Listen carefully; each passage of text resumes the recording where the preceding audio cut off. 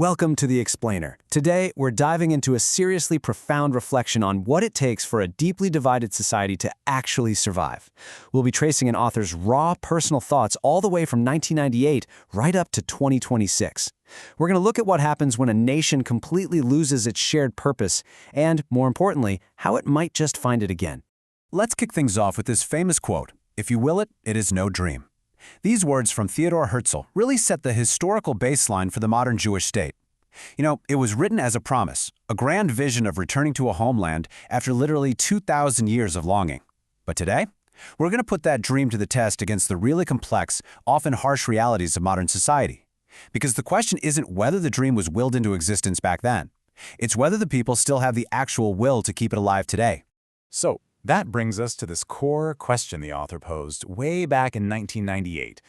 They realized that getting bogged down in all the political noise, the endless arguing over who's right or who started it, was just completely missing the point. The real existential question is so much more basic than that. Do we truly wish to live together? It cuts right through the daily headlines and hits at the absolute heart of whether any polarized society can actually survive. To really picture this, the author described feeling like a totally helpless bystander stuck on the side of a steep mountain. Imagine watching two vehicles, both with blown brakes, just hurtling downhill toward a massive, catastrophic collision. Each driver is so incredibly determined to prove the other one wrong that neither is willing, or maybe they're not even able, to just hit the brakes. And you're standing there screaming warnings, but your shouts are completely drowned out by the roaring engines. It's a terrifying metaphor, right? A society letting its own internal arguments totally overpower its basic instinct to survive. And this metaphor perfectly nails the author's completely impartial critique of the two political extremes. Looking from the outside in 1998, they saw radical elements digging in on both sides. On one hand, you had a radical right prioritizing control over historical territory way above the actual lives of their children. And on the flip side, a radical left eager to just abandon their historical heritage entirely, just to be like any other nation. The clash between these two uncompromising extremes, it was literally threatening the entire foundation of their society. Because of this impending crash, the author argued that the silent, moderate majority really needed to step up. They had to abandon this luxury of seeking absolute justice. Think about it. When a society burns all its energy fighting tooth and nail over purely symbolic stuff, like whether to open a specific road on a day of rest or what song gets sung at a rally, they are risking absolutely everything. The job of the majority is to choose life and survival over needing to be 100% right in every single ideological debate. Moving along to the timeline, we bridge a 28-year gap. From that initial prophetic warning in 1998, we can see how these societal fractures just kept deepening for decades, right along those exact same ideological fault lines. And then, the timeline shifts violently. On October 7, 2023, tragedy absolutely shattered the assumptions that had guided this society for decades. It proved, in honestly the most devastating way possible, that external threats don't just magically disappear just because a society is too busy arguing with itself. That whole illusion, the idea that they could afford the luxury of endless infighting, it was broken. The collision they'd been warned about actually happened, but it came from the outside. Now, in the aftermath of all that, something really fascinating and stark emerged, a sort of inverted pyramid paradox. On the ground level, ordinary citizens stepped up in a massive way. They united, they volunteered, reservists left their homes without a second thought, and everyday people took on the heavy lifting of rebuilding ruined communities. But at the top of the pyramid, the political leadership just slipped right back into those old divisions. They kept arguing, eroding public trust, and dodging responsibility. So you had this incredibly strong foundation of people, but a leadership structure that was totally upside down. It really all boils down to this shared reality. A democracy cannot survive on laws and institutions alone. It also depends upon a shared sense of responsibility. Look, a family is going to argue, and a nation is obviously going to debate, but neither of them can survive if they start looking at each other as the actual enemy.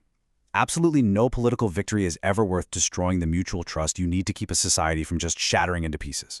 Which brings us to a really profound question, especially when we think about the younger generation and the global diaspora. What happens to a nation when it stops dreaming? Seriously, if a society becomes known only for internal fighting, high costs of living, and leadership failures, what on earth is the motivation for the youth to stick around and build a future there? It's the classic pull of material comfort versus deeper meaning. If we're judging a country strictly on transactional terms, like, hey, groceries are cheaper here, or salaries are higher abroad, well, people are naturally going to pack up and move to wherever the offer is best.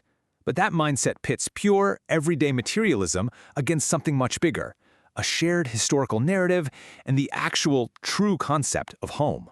Because at the end of the day, a nation isn't just some real estate project, right? You can't evaluate it purely on the cost of living. If a state is treated just like a product on a shelf, it's going to lose its citizens the second a better market comes along.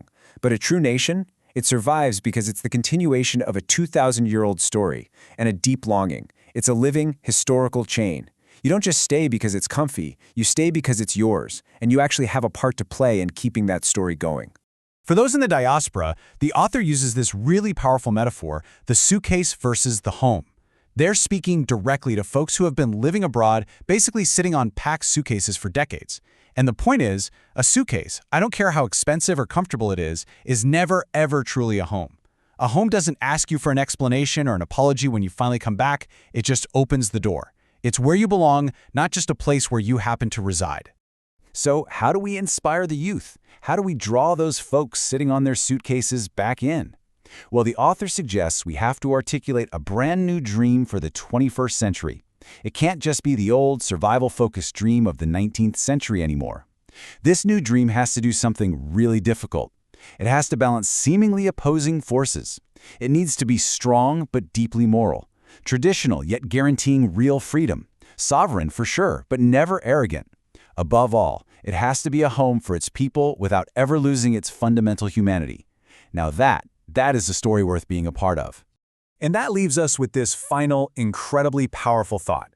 Legends don't come true because they are easy, but because someone decides they are worth living for.